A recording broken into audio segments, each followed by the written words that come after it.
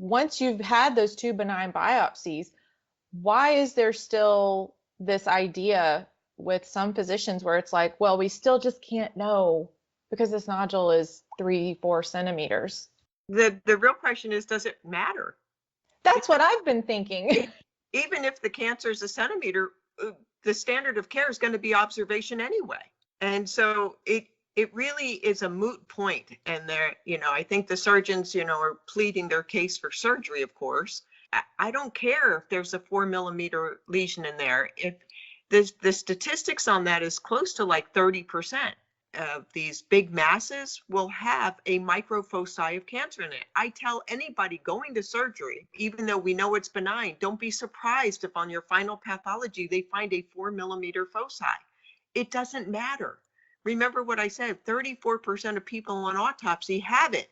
Mm-hmm. So obviously, they're dying from a lot of other things, but they're not dying from thyroid cancer. Right. I don't care. And it doesn't matter to me that there might be a 4 millimeter foci in there. It doesn't matter.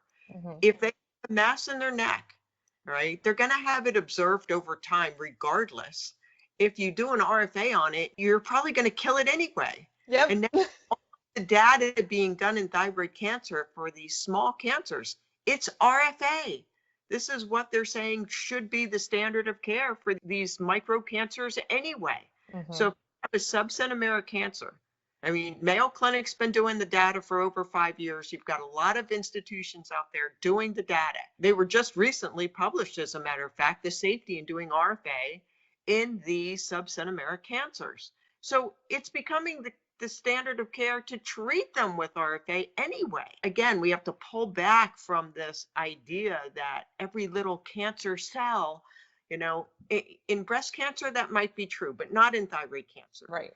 This is an indolent cancer, and they really don't even want to call them cancer. The reason it's called cancer is because it has the potential to go from the thyroid to a lymph node. When we talk about cancer here, we're talking about the 99% of the cancers out there that are actually papillary or maybe follicular. We're not talking about medullary. We're not talking about anaplastic.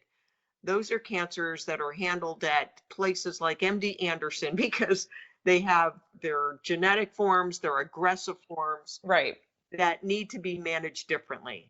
99% of everything that I've seen in my office has been papillary or follicular.